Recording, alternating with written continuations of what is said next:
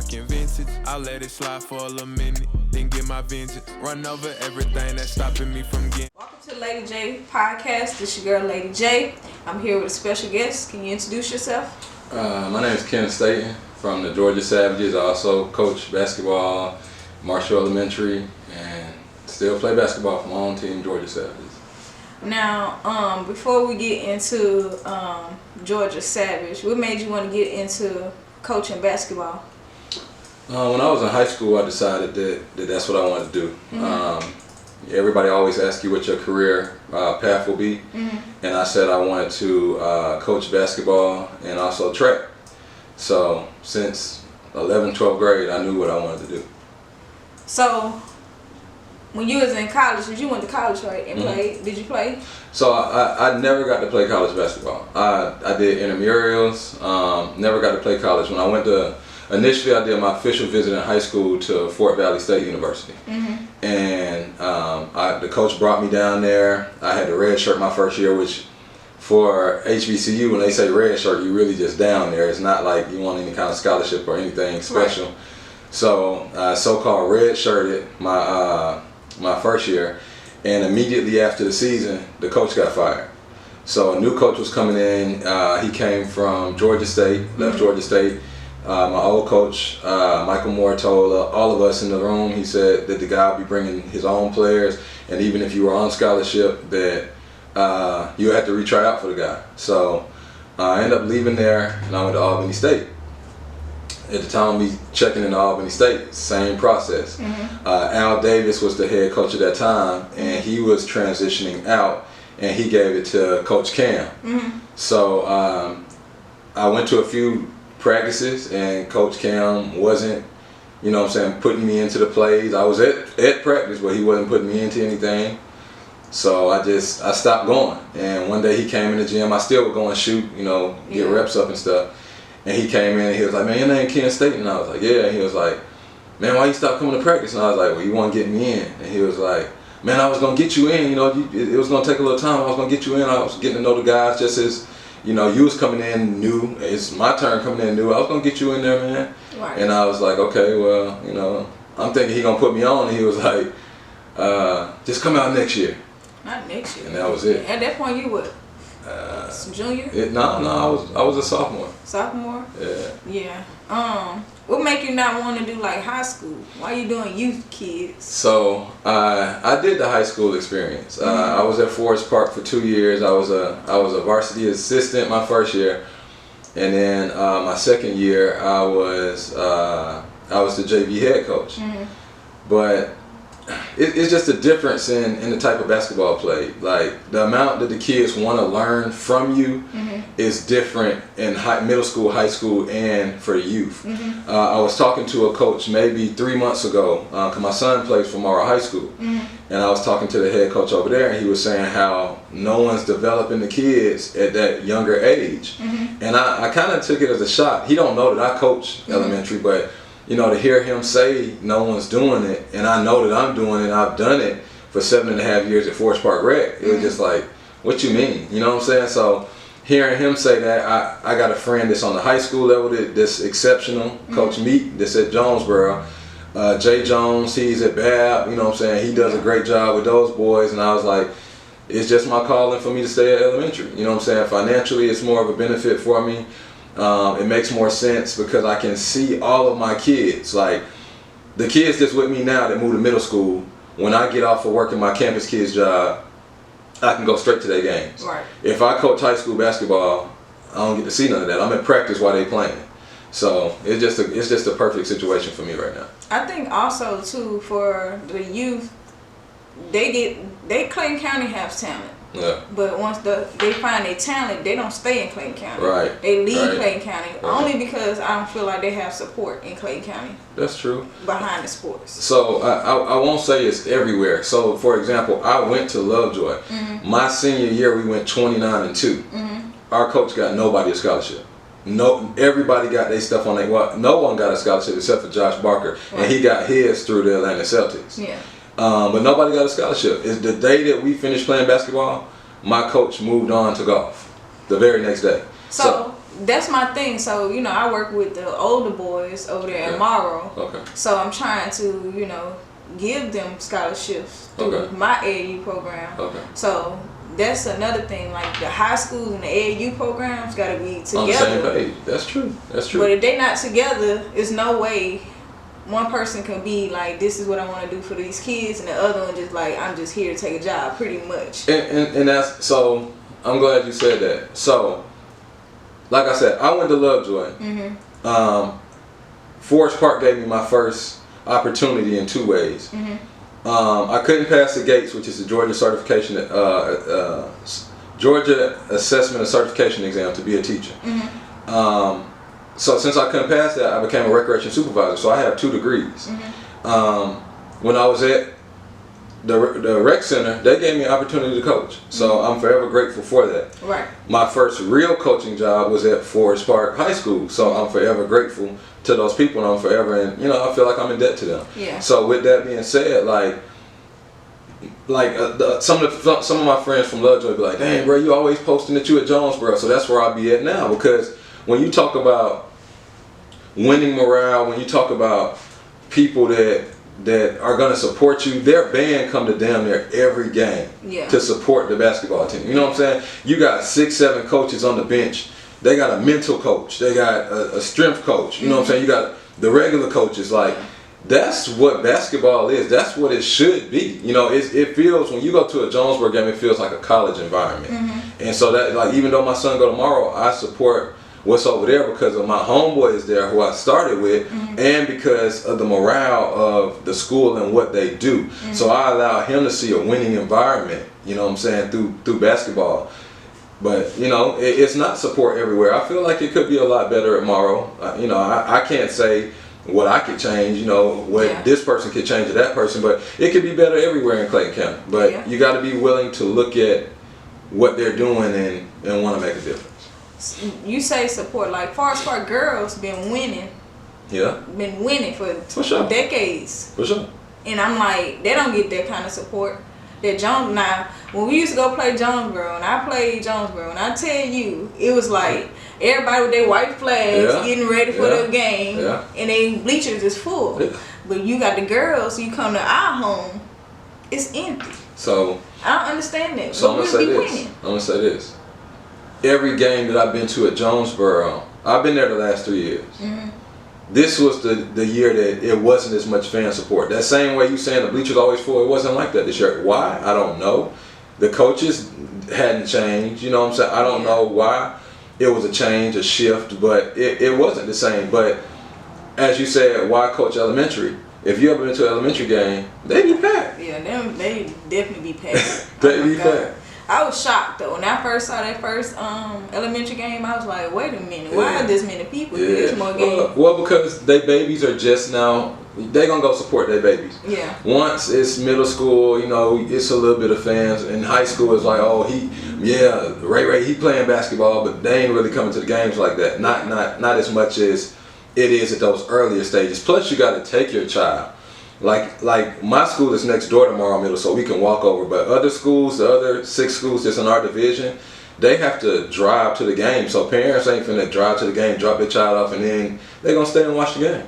It's more like it's just a commitment that you have to. Oh yeah, for sure. Be ready for sure. But I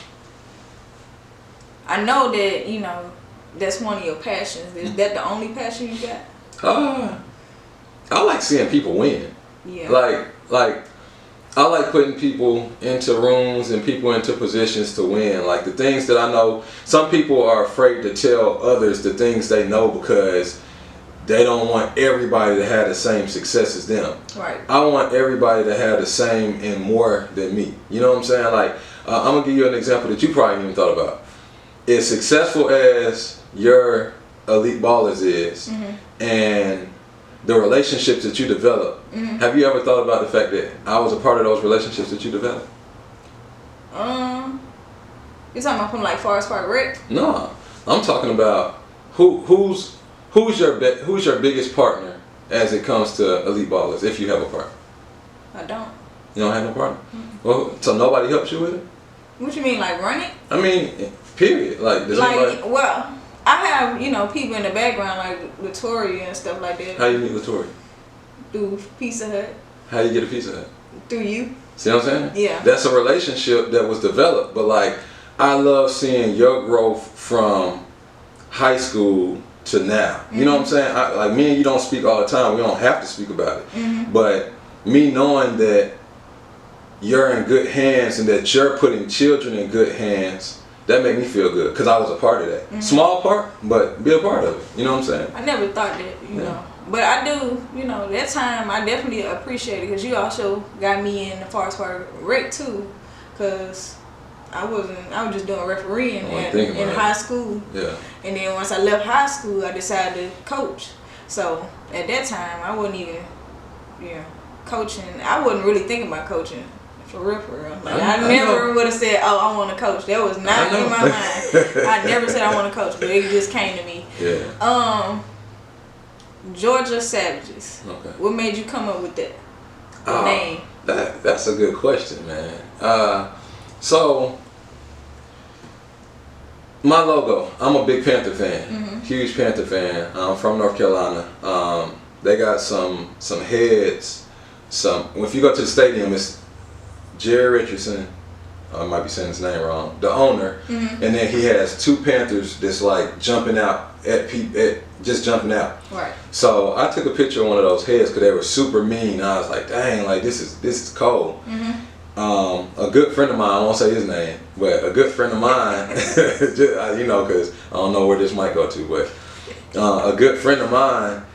I told him, I said, man, I'm finna start a basketball team, and I want to be able to use this right here to be a part of what I'm doing. So I threw it at him, and that's what he does. You know, he's a graphic designer and stuff, and so I was like, man, just play with it, see what you can come up with. So he came up with the logo, but let me go back how I became the Georgia Savages. I got a friend named Ruben. Ruben came up with the name Georgia Savages, because initially we were just the Savages, and then we were getting into a league that was supposed to be, it was the NBL National Basketball League.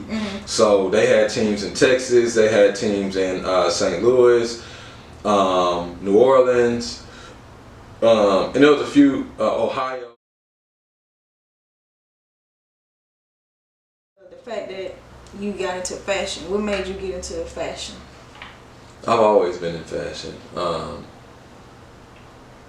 In middle school, high school, I've always loved fashion.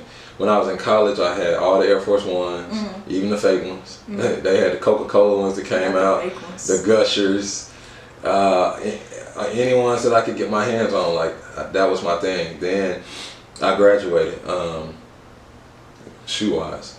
We were having homecoming, and I needed a black shoe for this outfit. Like I knew I was gonna kill this outfit. And you know, certain shoes are seasonal. Like Air Force Ones are seasonal, or they were at that time. Now I think you can get them anytime. Yeah. But I could not find a black shoe. The only black shoe that was available was an Air Max 95, and it was $195. I've never paid more than $70 for a pair of shoes. So I never more than $100 at that time. So I went to the store downtown, and I'm seeing them, and I'm like, dang, they cold. But I'm like, $200? I can't afford that. And I spent them $200. I came home 2 weekends in a row from Albany State, and I went and looked at the shoes, and I was like, nah.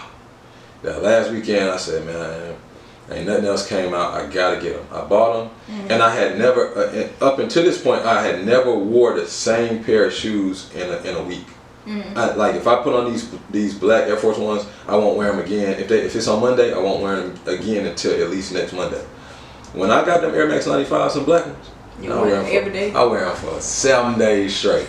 7 days straight I had them on, and then that became my shoe. So I ended up with 53 pair of Air Max 95s. That was my shoe. Then I left from there and I went to Vapor Max. But anyway, with the shoe thing, I always had shoes, but and I always had clothes, but then I got into how I could go to Nike and make a custom shoe. I wanted my clothes to be fitted. I wanted them to fit me. And so Mike Sims went to Lovejoy High School, and he used to give me praise, like, man, you can hoop, you know, da-da-da. You know, he used to big up me. And so he had on something fresh one day, and I was like, dang, bro, that's hard. Like, where you got that from? He was like, I made it. I'm like, you made it. He was like, yeah, like I do fashion, like I made this. I said, bro, you made it.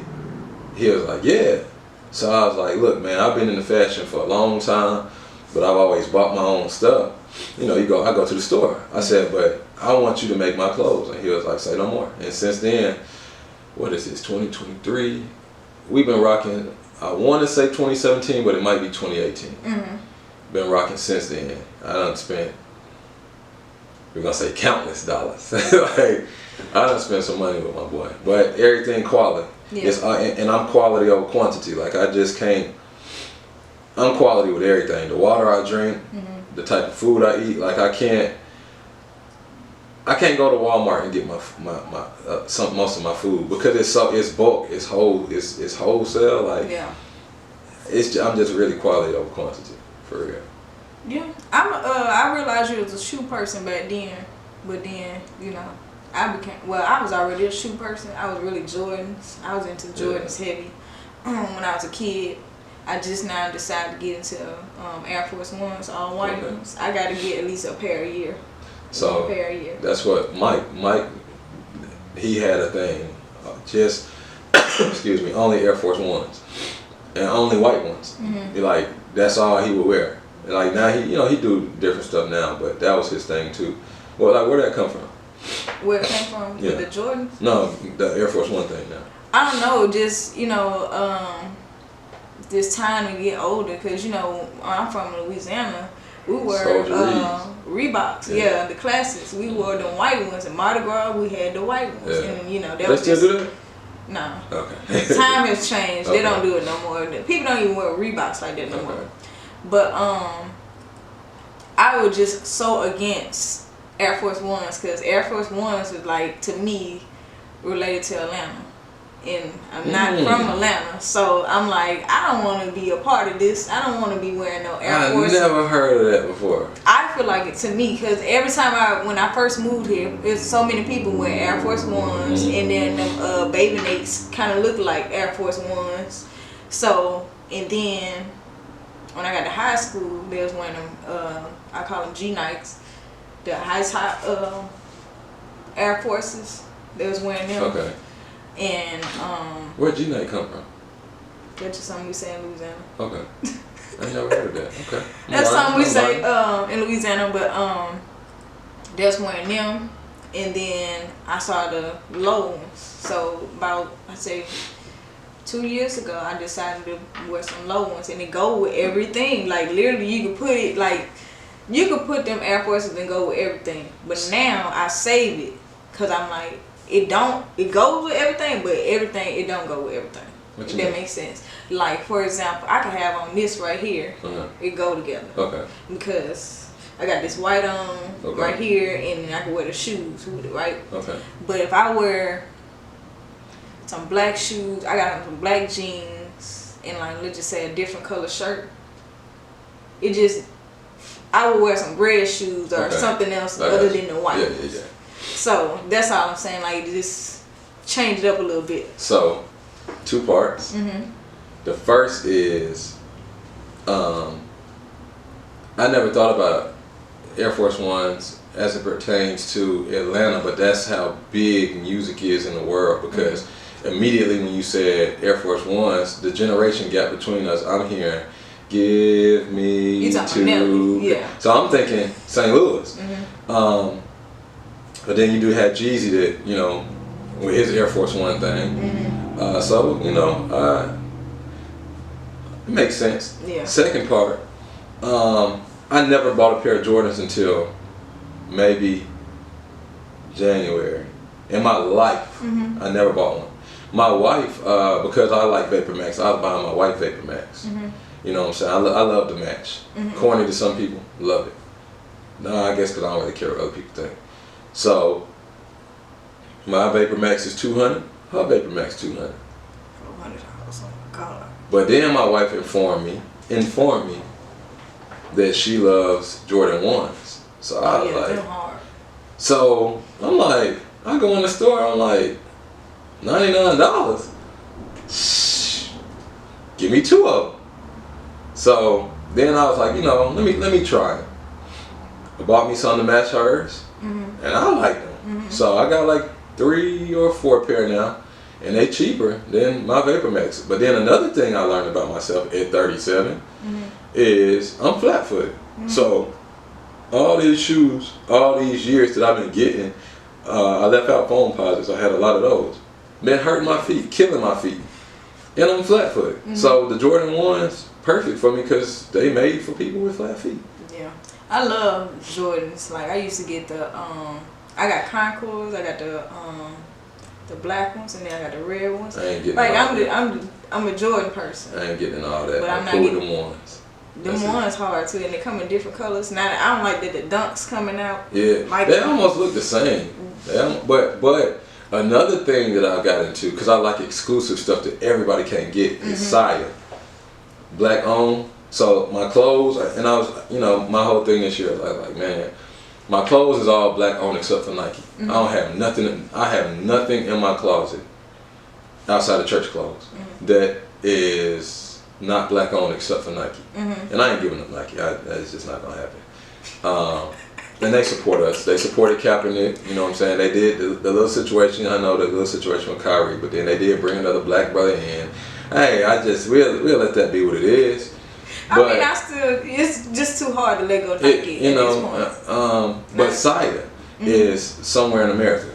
It's black owned. And a guy was telling me, like I seen him post about it because Montrezl Harrell had some shoes made by him, and the guy kept pushing everybody. Like, man, y'all need to, y'all go buy Jordan shoes, but you won't go buy Montrezl shoes, man. Y'all some suckers. And I just didn't like how he was so aggressive about calling people out for not supporting Montrezl shoe because Montrez is not Jordan, but Montrez shoe costs more than Jordan. So you can't be upset with people saying, hey, you'll go buy Jordans, but you won't buy this. Well, they're going to buy Jordans because they're $200, but Montrez shoe is $300. And that's the difference. So who's Montrez, though? Montrezl Harrell. He played for North Carolina State in college. He's been a Laker. He played for the Clippers. I don't know who he played for now. He coming off the bench, but Montrez was real good. You got to go to ABL. You ever been to ABL? No, no. I've been wanting to go to one of their games to see what it's all about. I want to go to one. Best basketball in the city, hands down. Because you got to think, guys are coming home over the summer, and they're overseas players. All they do is play basketball. Then you got some NBA players in there, and of course the overseas dude is side-eyeing the guy from the NBA like, I'll kill you. You ain't really as good as you think you is. And the NBA guy is like, I can't let him kill me. So it's just great basketball. Yeah. You know, times has changed. The NBA has changed. So overseas, they probably still playing like regular, and NBA is over here getting a little more fancy to me. They getting a little girly. Man, they got these fake fights in the NBA right now. It's just annoying. Like I can open the phone up, I can close it right back. Cause it just, like, you never see a real punch thrown. It's like wrestling. Like NBA has turned into WWE. Like you see somebody get grabbed around their throat real quick and then it's done. Yeah. But no real punches ever thrown. It ain't when I ain't gonna say that. You know, it's a few NBA players that got that work. This is y'all favorite NBA players. Oh, I can only imagine. Anyway, before we decide to end, do you got anything else you want to address? Or you want to let off on your chest? No, this has been a great interview.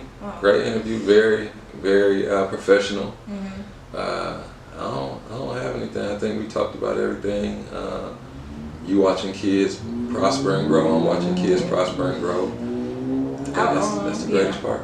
I wish you the best with the kids, because I know it's a lot of work. Yeah, sure. It's a lot of work, patience involved, and a lot of tedious things as far as like dealing with the parents and stuff like that. And people don't really show gratitude towards the coaches or whatnot. But you experience that too?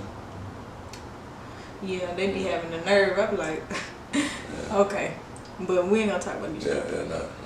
But that's off camera action. I don't know if I ever told you, but I appreciate you giving me Pizza Hut. I thought I was balling at Pizza Hut. I really did. I was like, man, I thought I was balling because I was getting money. I was on the schedule. Put me on the schedule. I really thought I was balling. I was like, man, you couldn't tell me nothing. But yeah, Pizza Hut. I got connections from Pizza Hut.